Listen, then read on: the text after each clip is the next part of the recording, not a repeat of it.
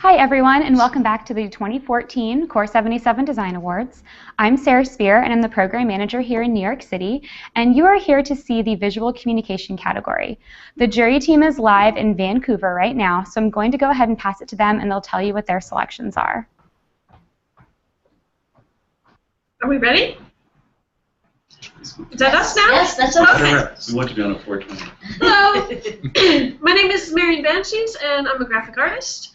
And I'm here in Vancouver. I'm the jury captain of the visual communication category for Core 77 Design Awards. And this is my jury team. I've got Paul Roelofs here, who is the art director of Vancouver Magazine and Western Living. Mm-hmm.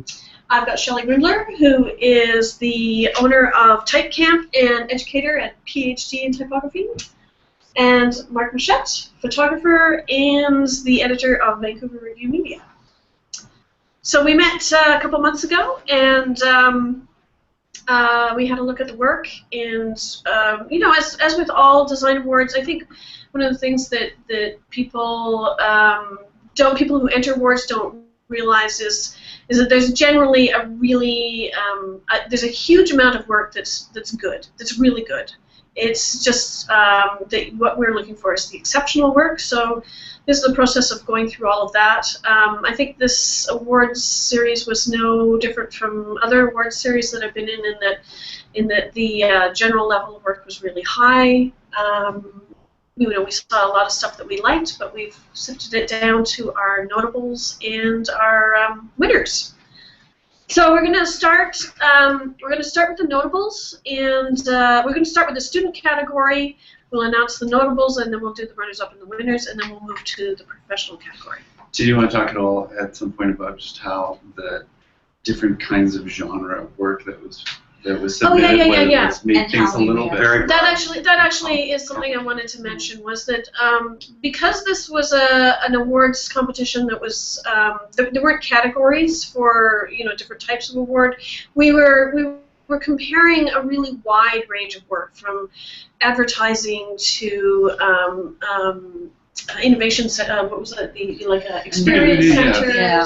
The Bezos Center for Innovation. Yeah. which was environmental design, branding, editorial design, book design, websites. So it's very difficult and a variety to of levels of budgets. Right. Mm-hmm. Yeah. So it's very difficult to kind of compare those things, and I think that what we did, I think it was somewhat unconscious, but ultimately our the notables and the winners that we chose kind of cover the range of those. So we've got a little bit of everything. Well, and our individual backgrounds, kind of, we all were looking for different things. Yeah. And in some of them, we all still found something that we really were impressed with, even though we have these different backgrounds. Yeah, it was nice to be able to, if we had any doubts individually about a piece, just pass off, bounce things back and forth with fellow jury members who maybe had more experience with the format or the history of the approach. And sometimes we disagreed. And there's always horse trading. Yes. There's always horse trading. Oh, yeah. And then after lots of healthy discussion, whatever Marianne wanted, she got it. Yeah, she's the boss. So, Somebody at some point said no calendars, and we quickly retracted that because we found one we liked. That's right. All right. Without further ado, the student category. I'm going to announce the first notable. So the first of our student notables is Christopher's Room by Young-Yun Sun of Seoul National University in Seoul, Korea. And this was a slightly contentious entry because, well, it was a very different approach to graphic design, and I think that's ultimately what got it in, is that it was actually a sort of like an installation piece.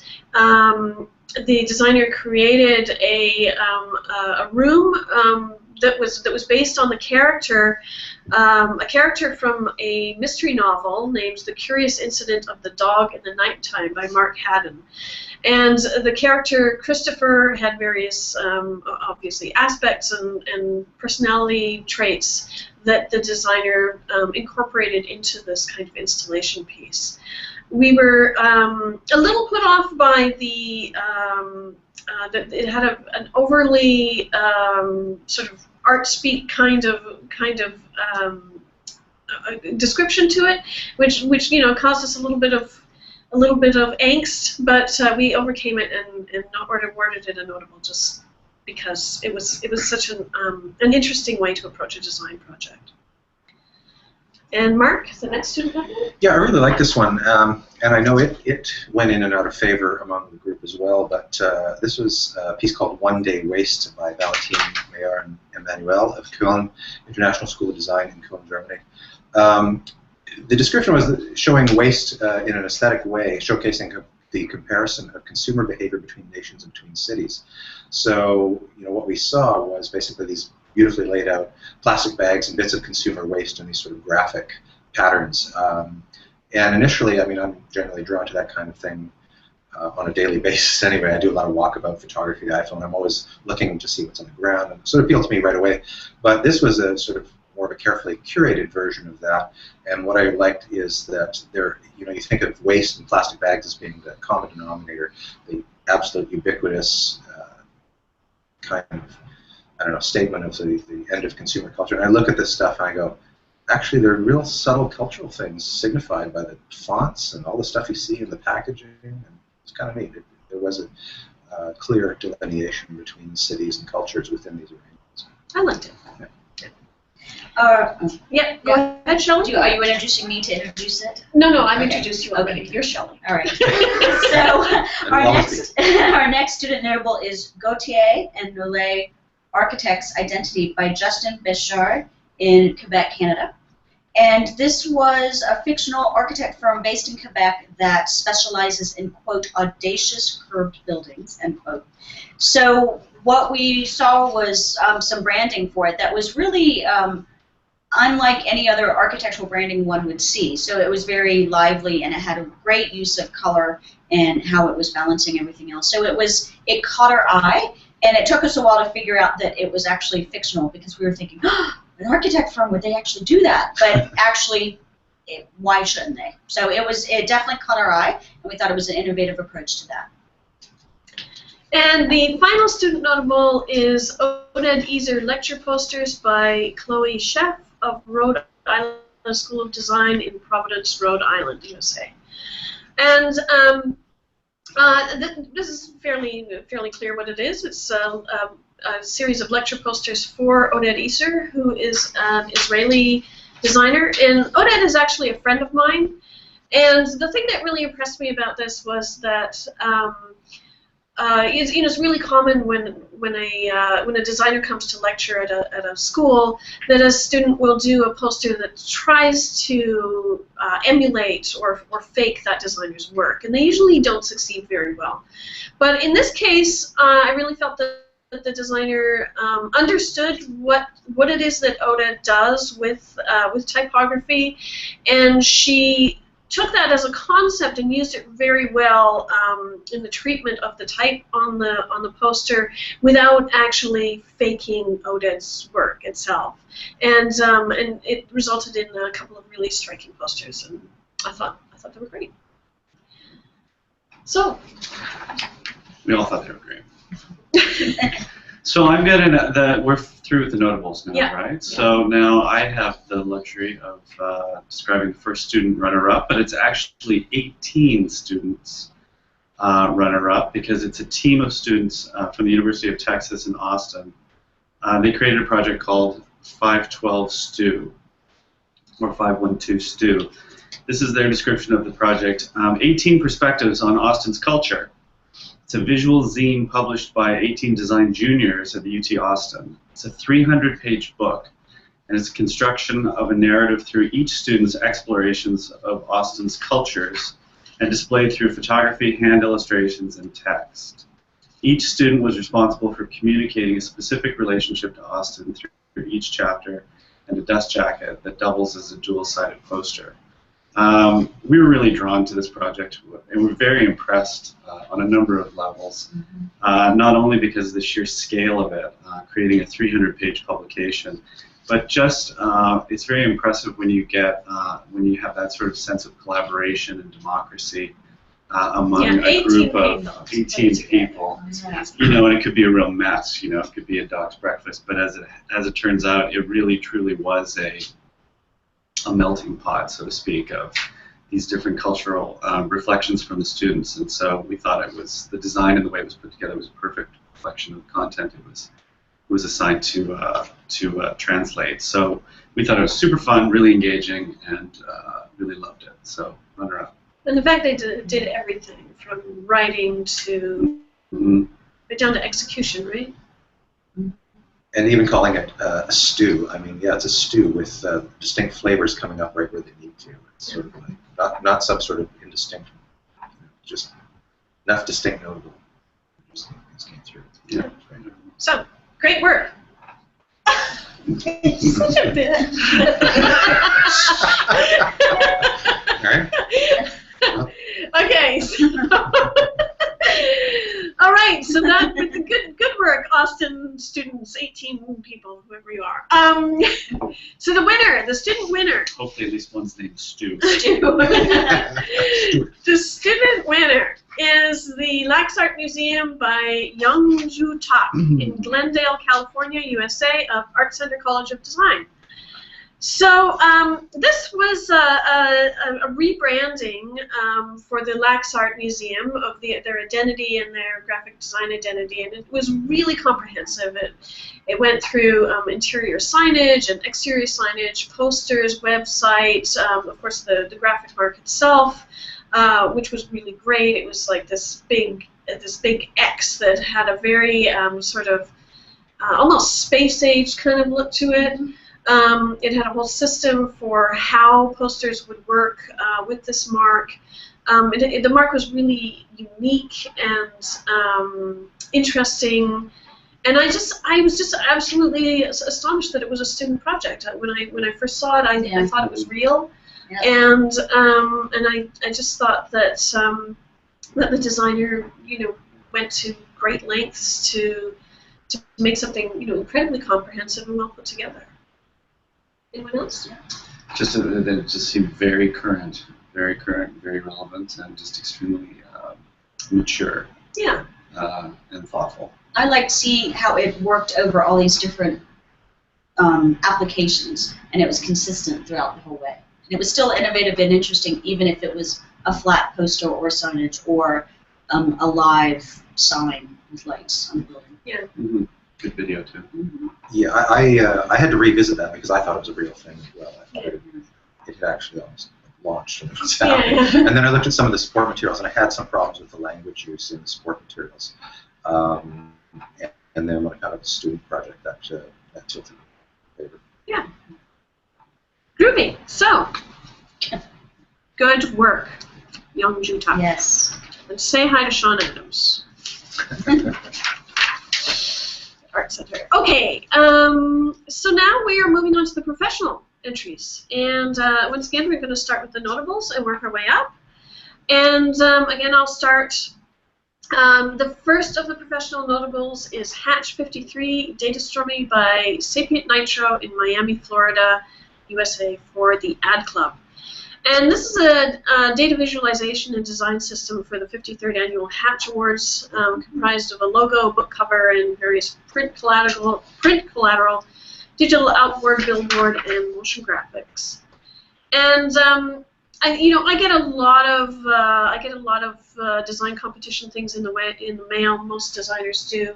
Most of them are, quite frankly, pretty bloody awful. But this one was really nice, and it had this kind of mysterious feel to it that I really liked, kind of part science, part magic. It really piqued my curiosity and made me look at it closer.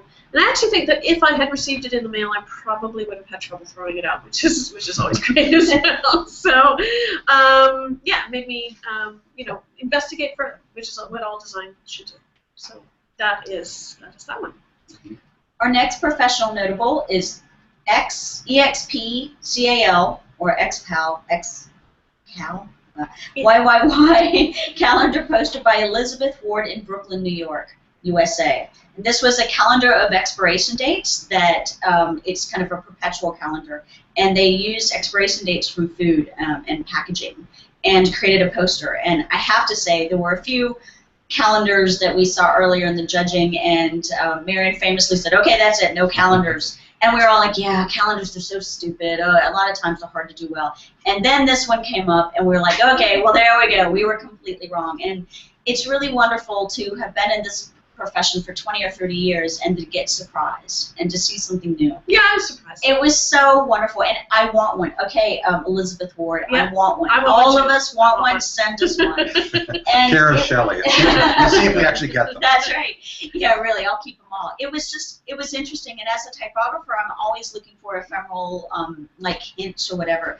And it was just a clever idea done cleverly, and so often it's one or the other, and this one definitely carried through.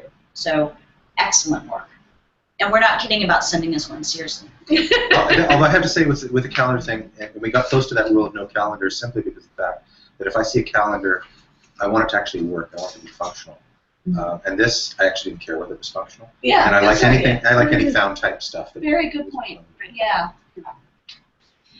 Okay, so the next professional notable is Archive 13, Ritual Posters by Nick Adam and Matthew Wazinski in Chicago, Illinois, USA. And this is a series of posters for the Chicago Design Archive, which is a cultural resource that archives the nowness of each year's Chicago's communication design. And it has artifacts dating from 1869. So each year they send out a call for a competition to induct new and excellent examples into the Chicago Design Archive. And to be honest, I had already seen these posters. I was in Chicago whenever it was that I was in Chicago, and last year I think it was, and I saw these posters and I loved them so much that I asked them to send me some. So I don't need any more of these posters because you sent some to me. But I figured that if they're good enough to be in my design archive, they're certainly good enough to be an award. And yeah, so. But unbiased judging. Yeah. No, Marian Bantjes. Actually, that's true because Mary did step out of the judging while we were talking. No, I didn't. At first. Stepped out. We won't go into that. That's for the director's cut. Okay, Paul. The next notable in the design category is for comprehensive design package for New York City beaches, designed by Pentagram in New York for the New York City Department of Parks and Recreation, which I think is pretty fantastic. The description for this project was, when Hurricane Sandy hit New York in October 2012, the city's 14 miles of beaches took the brunt of the storm's fury. As part of a major restoration to reopen the parks in time for the 2013 summer season, this program of environmental graphics was created to welcome New Yorkers back to the beaches. So that is extreme vision, I think, already from a municipal body or a Department of Parks and Recreation to actually have this motivation. And so they, of course, went to a fantastic design firm, Pentagram. Which we didn't know. Yeah. Which we didn't know, right? We just know that now.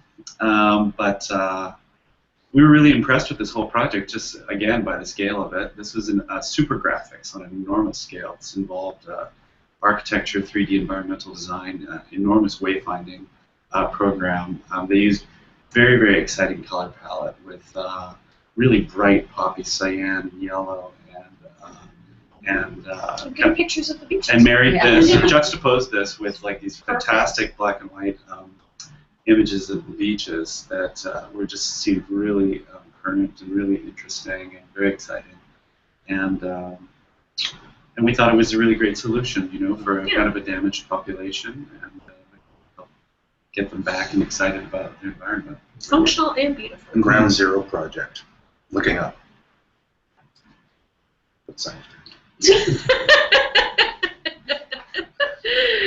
All right. I applaud the client. Yeah. Applaud, applaud. It made me want to go to see those in person, actually, which is kind of a neat thing. Good. The next professional notable is the book S by Melcher Media and Headcase Design for J.J. Abrams and Mulholland Books in New York, USA. S is an interactive, multi-layered story about a fictitious 1949 novel, The Ship of Theseus, and its enigmatic author, whose secrets are revealed when two students find the book and begin unraveling its mysteries by notes they write back and forth to each other in the margins. And the story is supplemented by 22 removable pieces of ephemera. So this book is, it's one of those books that can really only be a book. It's got all sorts of, handwritten, well, not printed handwritten comments in the margins, all sorts of things to unfold and open and that kind of thing. It's the kind of thing that is incredibly difficult to judge without having the book in our hands, which we did not. I know it's been making the rounds of design awards, but it was supplied with a really good video that showcased how it opens, how the book came out of the slipcase, various little details about it, which was really, really helpful for something like that. I actually suspect that if we'd had it in our hands, it might have made the winner. I can't say for sure, or it might have been kicked out. Or if there were more photos or more of the video of the interior, and all of us kept wondering what the interior really did feel like. Yeah. What it felt like as a sequence, and just having more information, we probably would have rated it higher. Yeah. Plus a bit of a mystery. Possibly. Or we might have found something wrong with the typography and said, forget it. I don't know. That's right. But it was certainly it certainly looked very interesting and certainly worthy of a notable. Mark? High intrigue factor in that. Indeed. Next professional notable is Rent Regulation Rights by the Center for Urban Pedagogy and Intra Collaborative in Brooklyn, New York. What this is it's like a brochure, a pamphlet, and a poster in Chinese and English that helps tenants of rent-stabilized apartments to know their rights and to use that information to fight landlord harassment and illegal evictions. And there's so much clutter. And you see a lot of pamphlets and design for social causes and so forth. It's really rare to see something that just stands out, and you immediately go to it. It's clear what it's about. The graphics work with the language, even though I didn't read Chinese. You can see the combination was great. You can see that this was very fundamental, clearly designed. So my words on that were, it signals in an immediate and attractive way that there's important fundamental information that needs to be in the hands of a specific group of people who may have language, communication, and cultural issues preventing them from knowing their rights and or seeking help. So functional, inviting, and in the service of justice. I really have anything for it. And I think this is just like a really good example of the breadth of stuff that we've got here, because we had the beach signage, we've got the complicated book, and we've got a pamphlet. Yeah. This was a pamphlet, and it was so great. And we all just totally gravitated towards it. And I wished I had done it. Yeah. That makes me mad when I see pieces that I wish I had done. That was a piece I wish I had done. Yeah. It's that impressive. Well, you can copy it now. But it's true, for a pamphlet to hold its own against super graphics is a pretty good thing. Yeah. There's a pamphlet that folded out into a poster, right? So, yeah. I mean, one of the trends that we saw overall through all these different kinds of categories this year was information graphics, and what and how that genre of visual communication is really kind of coming forward and taking center stage on a lot of different levels, a lot of different kinds of clients and assignments. And this one was a great example of that, because obviously there's language challenges and different cultural differences for new people and multicultural communities that need to understand something that could potentially be fairly complex. And so the use of typography and information graphics and illustration was really fantastic. And again, I applaud this client because there were, I think, more than one entries that were for this client, and they were executed very differently, but all at the same incredibly high level. I like to see graphic design communicate something and do something and not just be pretty. And this did something, and it was serious, but it made it interesting. And it could be a template for, it could travel. Yeah. It could be advice. Yeah. Well, the next one is just like really pretty and not that serious. So sometimes we like graphic design to be just like really pretty. Really pretty. And really fun. Pretty. The next notable is called Brazilian Clichés. Clichés Brasileiros. Brasileiros. Brasileiros by Gustavo Piqueira of Casa Rex in Sao Paulo, Brazil, for Atelier Editorial.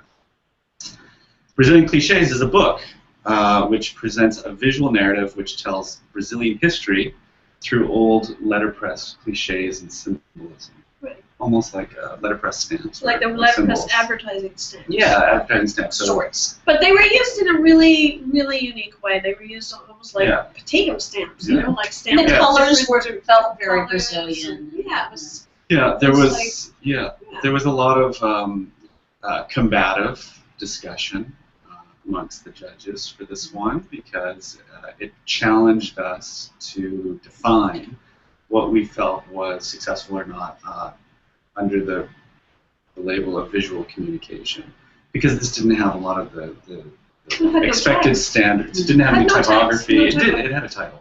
But it didn't have, text, and it didn't have a lot of things like that. And it wasn't even structured in a way of like a graphic novel or anything. It was just more of a series of illustrations. But we did think ultimately the concept was very interesting, and the approach was extremely conceptually creative and beautifully executed. Yeah. So we all gravitated towards there it. you have We it. saw it. Yeah. Yeah. Graphic design can be pretty and still win. Shiny object. And do you want to do the next one as well, Paul? Sure. Which is the next one? Right there. The next one.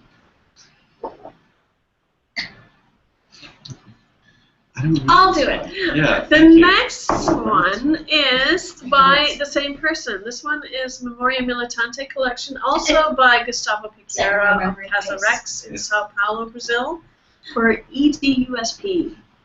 And so this is a series of nonfiction books that assembles testimonies. We're back to serious. Now I remember. We're good. We're off pretty and Mama's fun. talking. We're off pretty and fun. Same designer now does a series of nonfiction books, a collection that assembles testimonies from leftist militants of Brazil's military period, and it's a development of a graphic project for this whole book collection. And he used these really these hands, but they were they were really sort of distressed and Fast screen. Sort of. yeah. Coarse. Coarse, yeah. But I mean, you really got the sense of like the tone of the project, the seriousness of it, the potential trauma of it. I think in a way. It felt It was tangible. It was and this one was also an obvious yes for all of us. As soon as we saw it, it was like those are really great. Now you remember it. Yeah. Sorry, we don't have them in front of us. This was months ago. And with minimal resources, it seems, although Yeah. a design firm sure they have the resources, but it had that feel of something like, like a zine. classic, political design and graphic design over the last number of decades has always been about, done in a small shop in the back of some place with a letterpress or something. This had a very simple graphic feel, as if somebody really had to create it. With emotion. Yeah. Yeah. And the symbol of the hand. That's very good. That's true. Very true. And the symbol of the hand also cutting in several ways. It was like that. Kind of like. Yeah. Okay. Professional. All right. So the final professional notable is AM, a movement against screen schmutz by Roelofs in New York for AM. And this was a line of cleaning products that was designed to create a portable solution to clean things on screens. And this was actually slightly controversial, but we had lots of discussions of what really, what defined a good entry. And one of the things that this project had going for itself is that it was done well. The illustrations were extremely cute. The copy was well done. It was a clean look throughout. So even though Colorful. Colorful. It was colorful. Yeah, it was cheerful. So like, it's not going to change the world. It is not going to feed starving people. But it was done well. I mean, it was done well, and well, that's true. If our screens are clean, we could see it. So it was done well, and we applauded the tone of the illustrations with the type, with the colors. It worked. I think that's the key word, is tone, because everything struck the exact harmony and tone. The illustrations, the language, the writing, the typography, the packaging. it all achieved the exact same sort of lighthearted, engaging, accessible, entertaining. And many times one of those will fall apart, Yeah. and the other ones stay, but that one was definitely consistent. Yeah. Despite the fact that one or two of us were against the product. Yes, the product. Yes, that's where the controversy was. Yeah. The product was weird. But the design went. For me, I'm simply unconvinced. Okay. Fine. Mark. All right. The runner-up, first professional runner-up is Herman Miller Collection. The Herman Miller Collection by Hello Design in Culver City, California, for Herman Miller. This essentially a website for a furniture. Herman Miller, which all of us designers know. And I don't. I actually. What? I take it seriously. I could probably mention a few things you don't know about either. Yes, but I didn't know Herman. Who is this guy? So I go to it, and I'm thinking, okay, it's a furniture website. It's a high-end furniture website. And in support materials, until you actually visit the website, the photography is fairly dense. And I looked at support materials, I didn't get it. And I went to the site, and we're seeing it on a 27-inch iMac. And clicking through it was just absolute magic. Yeah, literally, it was just like a curtain raising on a series of products as you click through. There was absolutely no dead end in the site in terms of, it's one thing I have, and most people do with websites, especially product-related websites, is either hitting dead links or hitting something that doesn't really function through. It doesn't have the same consistency on some level as the previous images that got you there in the first place. It was really quite, I would say, magical. And I also have to admit, like I obviously do know who Herman Miller is, and I was actually kind of prejudiced against the project because it was Herman Miller. It's like, oh come on, like how cliche can we get that we award something to the Herman Miller website? Like, it's just so obvious that we would do that, and yet I was really impressed that it wasn't just like this beautiful experience. The level of information in it was astonishing, and the way you could access it through clicking on a chair, and that would come up with more information. You could click on something else, and that would come up with like all product details. It was really really incredibly well done. I felt like I was in a space and not just looking at screens. Like I felt like it was actually an experience. And I don't know the last time I could ever say that about a website. But I will say, though, that unless you have a really good connection and a big screen, and you did, I think that's essential for this one. Yeah, it's worth seeing. But who doesn't have that? Except for Paul. Yeah. I think it's interesting. I'm going to change. So I think it's interesting that you say that tough to judge Herman Miller because Herman Miller, of course, it's going to be great, right? But I think that bears a very high level of responsibility to whomever the design team is to live up to this incredible historic icon of Herman Miller. And so I think that the danger would be that it could become indulgent or too retro inspired or something. But the reality was that it was extremely respectful to the brand. It was very accessible and fantastic information and functionality. That was really kind of a contemporary interpretation of this age-old brand. So I thought it was really great. Yeah, we loved it. And the nice thing, it's easy to remember. Herman Miller, you can just type it in now and go check it out. Make sure you have a good connection and a big screen. Okay. Yes, it's your turn, Paul. So the final professional runner-up was somewhat controversial for us as well. It's the Bezos Center for Innovation by Studio Matthews in Seattle, Washington, and the client was the Museum of History and Industry. This is a 3D environmental installation design. The Bezos Center for Innovation is a 5,000 square foot exhibition dedicated to the theme of innovation. The mission is to educate visitors about Seattle's creative history and ignite the innovator within and spark creativity to the viewer. This was somewhat controversial for us simply, again, because this is obviously a very, very exciting project with very broad parameters to conceptually come up with an idea of how do you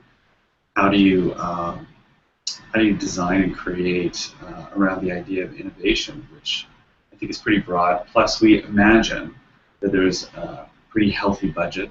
We knew there was a healthy. I think it's in the description. Oh, there was a very, spent a lot of healthy prep budget. time. very sketching. healthy budget Yeah. and a very large team compared. And it's hard to compare that with a small book cover from Brazil. Or a pamphlet. Right, or a pamphlet. Right. Yeah.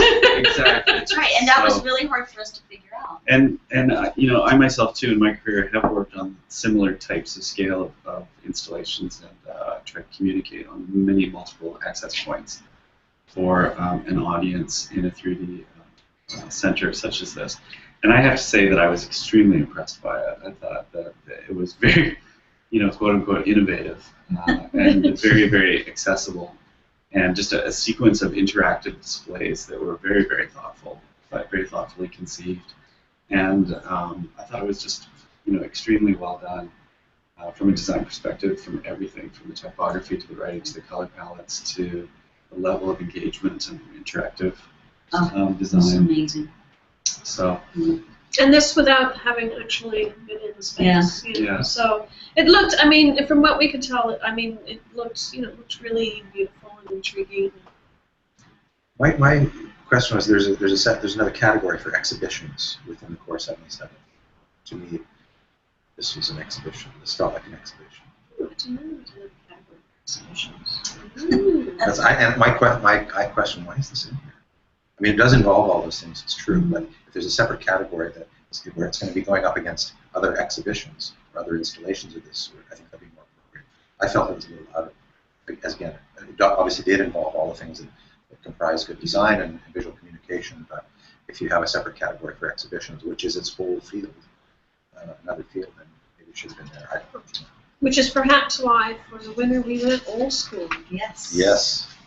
So, it is with great honor we announce the winner. The professional winner is the infographic History of the World by Valentina de Filippo in London, UK for HarperCollins. should we clap? Yay, Valentina! This book offers a new take on the narration of natural and human history. It's about 14 billion years of information condensed into infographics. And it's trends and timelines and facts, and it has historic and modern topics, all in a contemporary tone. And we wanted to see this book.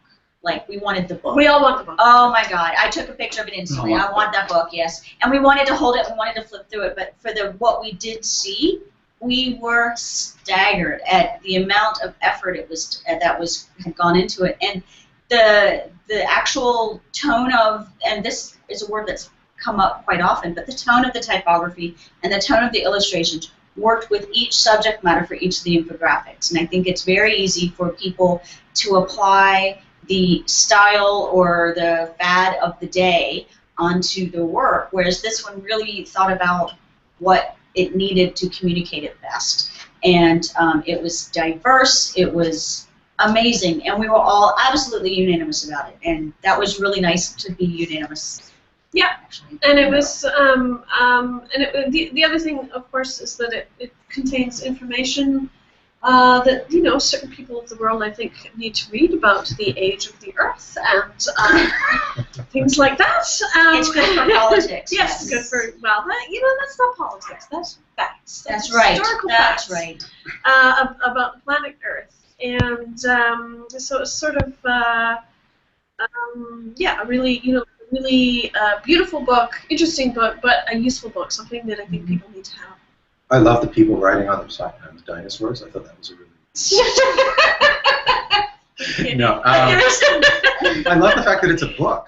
You know? I mean, it's a book in this age, and also, you know, infographics is an area where there's a lot of need for, on so many levels, to convey information, and to do it across such a broad range of topics relating to human history and history of the world. It was stunning, and as I say, a book. Yep. Well, I think that our category was visual communication, and in my view, I thought that this project completely embodied an absolutely masterful execution of visual communication. Yep, absolutely. It was perfect. Loved it. Yeah. With Congratulations. the preference for the UK cover. Yeah. Oh yeah, What was that's that? right. The U.S. covers we didn't think so No, highly of. the US cover they No. they chickened out. Yeah. So But the German, I think the German. I like the German. Yeah. cover, yeah. Yeah, so Great. Good work. fantastic. Thank you, Congratulations. everybody. Yay! Bye. Leaving now. Bye. Thanks so much, guys. That's seriously a really impressive group of honorees. And I wish I could have been there for judging. You look like you guys had so much fun. So just thank you so much for taking the time to get together, for hashing it out, or even arguing or debating, whatever it was that happened. Thanks so much for doing it. And thanks to everyone who entered. Looks like we had a lot of really great work. And one final thank you to our presenting sponsor, Intuit, for helping to make these live announcements possible. That's it for today, guys. Thanks so much for tuning in. We've got several more announcements coming tomorrow and Friday, and we hope you tune in then. Thanks.